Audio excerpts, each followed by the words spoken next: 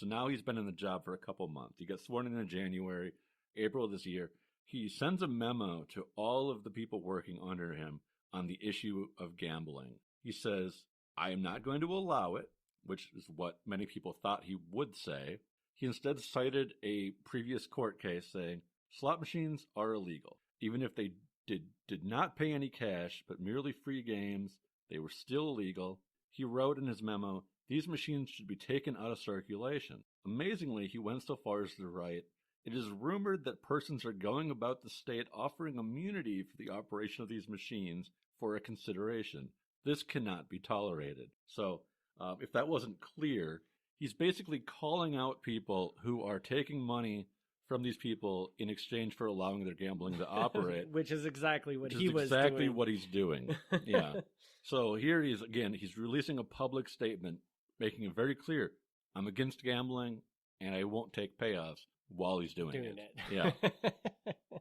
In September 1952, so this has been going on now over a year and a half, an indictment comes down against Herman Pastuer, Herman Pastuer's brother-in-law, and another employee of their company. Here specifically, they were accused of buying 38 slot machines from Iowa and bringing them into St. Paul, which would be illegal. This was sort of a gray area because when they had bought them up in Iowa, they were still legal. And if they had got them into Minnesota before the first of the year, it probably would have been legal. But whoever was investigating this did a really good job. And they found a bill of lading showing that although they got some of them out of state in time, a couple of them were on a shipment. Apparently these 38 were on a shipment like January 3rd. Oh, my God. So they're like, nope, we got you. So they end up indicting these guys. So was it the Iowa law was the part that made it illegal to transfer them across state lines? I kind of got the impression that was a federal thing. It is a federal thing. So, yeah, maybe I should be more clear. I'm not always as clear as I can be. So these are actually two separate laws. Iowa had a state law that was going into effect, making them illegal in the state. Right. There was also a federal law going into effect at the same time. Okay. Called the Johnson Act that said you can't bring them across state lines. Gotcha. So it's a coincidence that was both a state and a federal law going into effect. Gotcha. Yeah. Okay. So they did that. Shortly after they're indicted for this, a second indictment comes down for conspiracy to violate the Johnson Act. And this conspiracy indictment comes down against Herman Pastuer, Alan Nilva, his brother-in-law, and Elmo Christensen, the Attorney General of North Dakota. In the indictment, the people prosecuting this named 21 overt acts, which is a legal term basically meaning there was 21 incidents where they could actually pinpoint exactly when, where, how they were violating these rules. So that's not good. And when if they were like, oh, we found you on this one occasion. No, here's 21 times we can point to this. So that's bad. So now, because you said the politician that was on this indictment. So Yes. does this mean that they've found instances of them bringing these into South Dakota? Yes. Okay. Yes. Like he didn't personally drive any across the state lines, but because this is a conspiracy indictment, it's a little looser on that. Because as long as he was part of like the okaying it, he's part of the Christensen turns himself into the authorities. He was immediately released on $5,000 bail. Pastuer and Nilva, his brother-in-law, they were released on $10,000 so each. So they definitely came down harder on the actual slot machine guys than they came down on the Attorney General. Mm-hmm. The day after this indictment, Christensen told a reporter that he was shocked. He was shocked by the charges. He says, this comes after we have cleaned up gambling in the state. There are no gambling devices in the state, and yet I am indicted.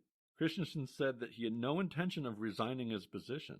Later, he issued a press release expanding on his thoughts. He said, I see this as an attempt to smear my character and ruin my political career by a political party so ridden with crime, corruption, and communism that they seek to hide their own crookedness by accusing innocent people. Wow. Yes. He wasn't violating the laws. He is a victim of communism. Yes. Yes.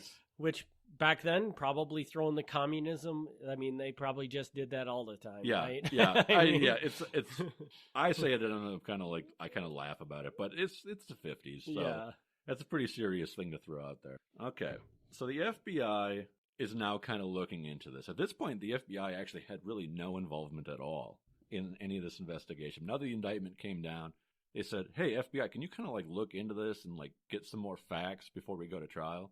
And so the FBI is like, "Oh, okay." And at this point in time, J. Edgar Hoover's still running the FBI. Because J. Edgar Hoover's like was around for like 40 years. This guy's like always around, and he's kind of like, "I don't really want anything to do with this. Like this is political, and I don't want it to go the wrong way. And really, this sounds more like a tax problem than anything else." Because, like, he's, taking money he shouldn't have been taking. This sounds like a tax problem. So he pawns it off on the IRS? Is that how... He tries. He tries. But ultimately, he comes down and he says, "This case is attracting a lot of attention in North Dakota, and there will be some who, unless we do conduct an investigation, will accuse us of jumping through some kind of a political..." So he basically decides he's going to do the absolute bare minimum. Okay. He asks the prosecutors, "What do you want us to look into?"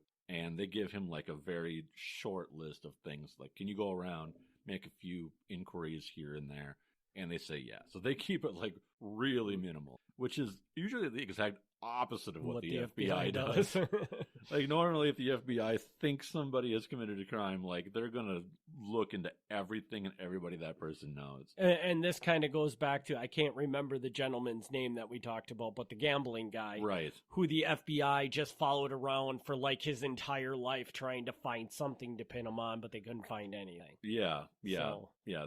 I think that was Tommy Sorsey. Yeah, that sounds right. Yeah, and he's basically makes his living as a professional gambler. So everybody he called, everybody he visited, they get interviewed and everything else. In this case, and I get it, like when it's political, and I think this is still true to some extent today.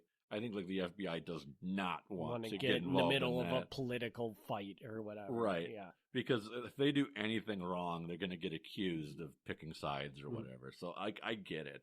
But it is funny, like, when you see the memos, because I'm sure Hoover never thought anyone's ever going to see his memo, because, like, the open records laws weren't passed until the 70s. So he was already dead.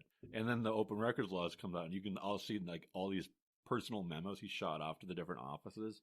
And it's funny, because he wrote whatever the hell he wanted. And he's like, just make sure you don't spend as little time on this as possible. Yeah. Yeah, like he'll write things in there. He'll like, "I think this guy's a racist," or "I think this guy's a homo." Like he'll write these like little notes on things. Like, dude, you can't say that. But but he didn't think anybody was ever going to. They wouldn't probably do that today because now everybody knows. That there is the potential that could be released at any time. Yeah, but he would write personal notes on reports all the time. They were like, "Okay, man, I don't know." a little hairy there.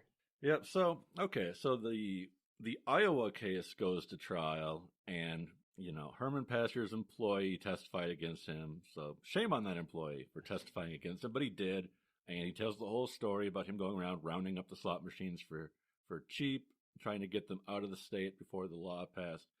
So he basically tells the whole thing beginning to end. They're like, yeah, okay, you were the guy who did it, so I guess. But this guy gets in no trouble at all. And I don't know if it's because he, testifying for the state, or if it's just because he's an employee doing his job. I don't know why this guy didn't get in any trouble, but he didn't get in. Yeah. And he even further, actually, I should point out, he even further says that he felt threatened because, quote, "There were a lot of Chicago boys who didn't appreciate my testifying against Herman Pastuer. He said if I ever expected to be in the slot machine business again, I better not testify." So, it's really vague. Like, there's no names or anything. But it's like implied that Herman Pastuer has these very shady connections, and going against him means, the Chicago boys, which is like the vague way of saying the mob is going to come after you. So apparently this guy didn't care because he did testify, and Herman Pastuer did end up going to jail. Good on him. Also testifying was a guy from the American Legion in Davenport, Iowa, who said that when the law passed that was going to make the slot machines illegal in Iowa, this hit them hard because apparently the American Legion used these as fundraisers, and they made enough money off their slot machines that they were able to build their $400,000 clubhouse. Wow.